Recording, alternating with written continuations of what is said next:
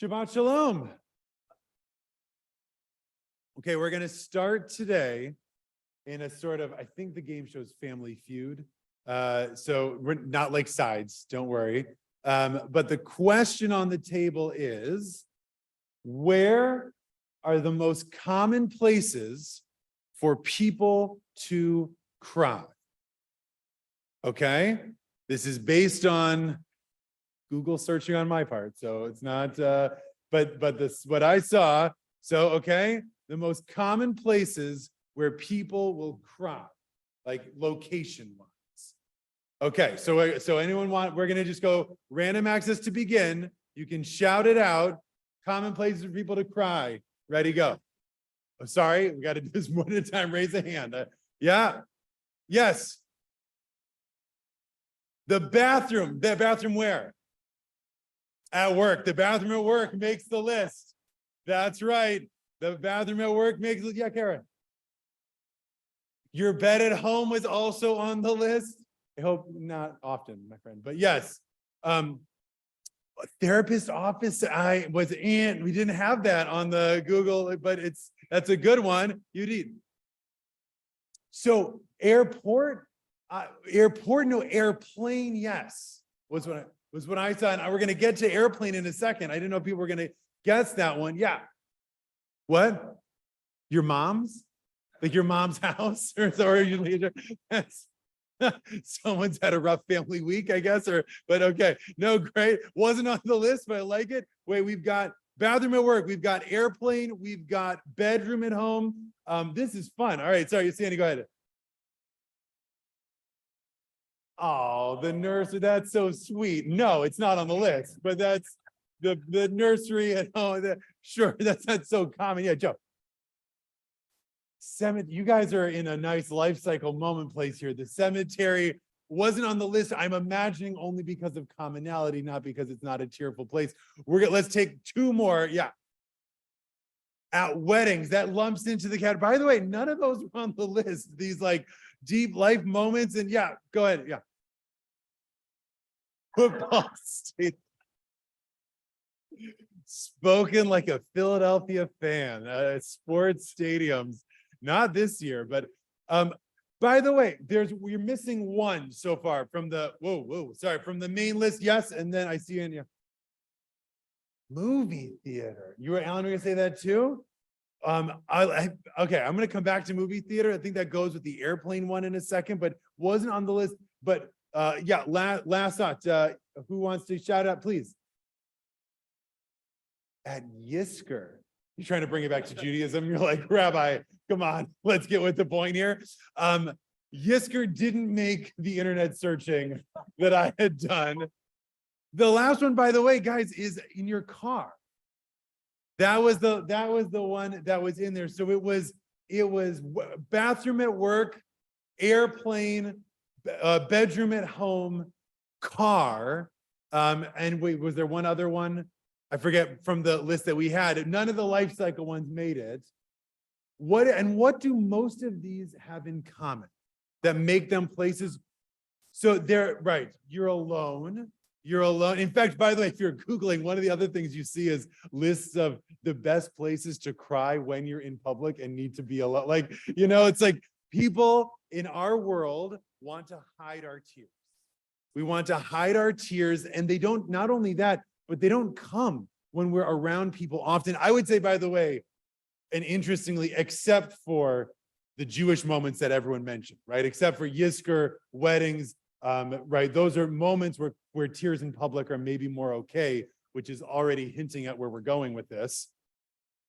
But the other piece about why airplanes and cars and movie theaters, I would actually think is in the same as this, is that it takes us out of our lives. Right. I've experienced this. Here's your too much information moment for the morning. I think I have cried on almost every flight back from Israel I've ever taken. And it's not just because I'm so sad to leave Israel, although sometimes that's part of it. But when you're flying, you are removed from all of the sort of pedantic fears of your day and the things you got to worry about. And are you going to make the flight? And did you bring your passport? And all that, right? Once the plane takes off, you get to be alone with your thoughts. and your heart. And often that is when the tears come. And it's something that we push against in our world, in our society especially, right? Tears are not okay. Big reactions are things we try to tamp down. And we don't share them in public, and you don't want people to know that you were crying, and it's never really a good thing. But of course, we're human, and it's part of all of our lives. And in this, the moment that we see in our Parsha, tears are transformative. Tears are, in fact, the only thing that are transformative. As the story is going, and Joseph, who has reason to be mad at his brothers, and he's dealing with them, and he's tricking them, and he's trying to see if they're good or not, or they're angry at him because he's withholding the food, or he's taking, all of this is going on until I think perhaps one of the most important poignant moments in the book of Bereshit, where it says of Yosef, "V'lo yachol lehitapek od." He is no longer, "V'lo yachol Yosef lehitapek," right? He is no longer able to restrain himself. He has been holding himself back this entire time. And at a certain point in this dramatic movie scene, he can't anymore. And he sends everyone, all the Egyptians, out of the room, and he tells his brothers who he is. And the commentaries on this moment are fascinating, because the commentaries on this moment, almost to a person, deny the emotional response that's happening. They say, well, he was no longer able to restrain himself from not telling his brothers, and so he sent the Egyptians out of the room because he didn't want them to know, or he was unable to restrain himself from trying to punish them. They hyper-intellectualize it. Again, these are rabbis. They hyper-intellectualize everything going on and what the restraint is, until Rashbam, Rashi's grandson, says, no, he's overcome with emotion. And he doesn't want the Egyptians to see him cry. So he sends them away, and then he cries. And the very next thing that happens is it says, Vivhalu achib, right? That the brothers are silent because they don't know what to do with this emotional moment that's happening. And again, the commentaries circle the wagons mostly around a shame response. They say the brothers can't speak because they're ashamed of what they've done. And once they realize that this is in fact Joseph, they are just silent with shame and fear, because shame and fear, by the way, are often the things that tamp down our emotional responses, right? Those are the emotions that we hide behind, or that we stop us from feeling what we want to feel. We don't want to be ashamed to share our emotions. We are afraid of what will happen if we do. And so all of this is what's going on, again, until the brothers are able to talk to Joseph, because Joseph has to then try again. He says, guys, draw near to me. I am Joseph, your brother. Is my father well? Here's what's going on. Don't worry, I'm not going to kill you, he says. And only at that point do the brothers have the reproachment that we've all been wanting ever since they came to Egypt, and they don't know that it's Joseph, and this tension has been building. And the tension can only be broken through tears and drawing near. And tears and drawing near are important to access our emotions. Again, I malign the rabbis for being hyper-intellectual, but actually one of my favorite passages in the Talmud, and a plug for the Talmud class that's going to start this Wednesday, where we're going to read through the second chapter of Chagiga. In the first chapter of Chagiga, the rabbis are sharing verses that make them cry. And there's a list, an entire page of when this rabbi came to this verse, he would cry. When this rabbi came to this, and this section is there for Rabbi Eliezer. It says, when Rabbi Eliezer came to this verse of the brothers being silent, he would weep. And he would weep because of this emotional block that's going on. Emotional block is my interpretation of the Talmud, not what the Talmud says. But he would weep because everyone, when we read this story of these brothers, we just want them to come together again, and they can't seem to do it, it would make him cry. And accessing that emotion is the thing that moves everyone forward. And so as we go into our lives, we are all descendants of the rabbis. We all want to hyper-intellectualize things. We are, in America, in our day, in our age, in our who we are, we shy away from our emotions. We want to block them. Perhaps they're blocked by shame. Perhaps they're blocked by fear. We want to relegate our emotional responses to the car, to the bathroom, to our bedrooms, right, to places where no one can see us. Emotional responses are good. Emotional responses are okay and they're healthy. And if done right, they're things that can bring us together. Oh, I see that. What's going on for you? You're crying. Can we talk about it? Share with me what's going on in your life that's bringing you to this place so that we can do it together. And we, like the rabbis of the Talmud, have to engage with our religion through the heart and not only through the head. And so often in our lives, and so often I'm going to be on this bima talking about, well, intellectually what's going on here is that the historical reason for, or why should we have ritual in our lives? Because if there's some benefit to, we want to go to that place and that's okay. Ration and reason and intellect, these are important. These are important things. These are the way most of us access the world around us. We have to feel something too.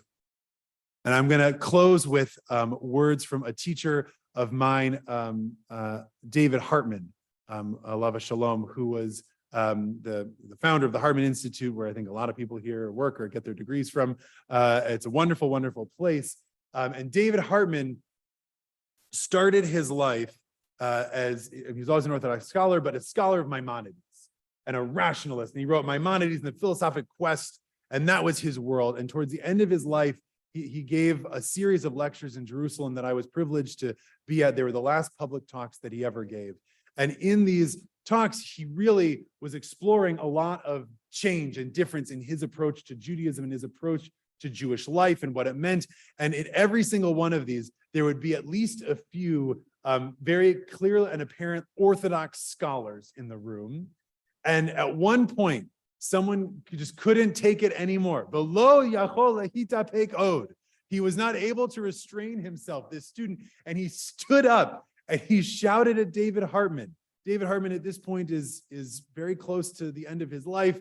He can't stand up. He's teaching from sitting down the entire time. And this guy gets up and yells at him and says, "How can you say the things that you're saying?" And he's so angry. And I was impressed in that moment. David Hartman smiled. He didn't get angry back. He just looked at me and said, "What do you mean?" And he said, this young gentleman who was so angry says, "How can the person who wrote Maimonides and the Philosophical Quest talk about the things you're talking about," which were basically, to paraphrase, very anti-legal. He was talking about heart. He was talking about love. He was talking about this idea of mishpacha, being a family of Jews, and who cares if you're Orthodox and I'm not. And that was the message he was teaching at the end of his life.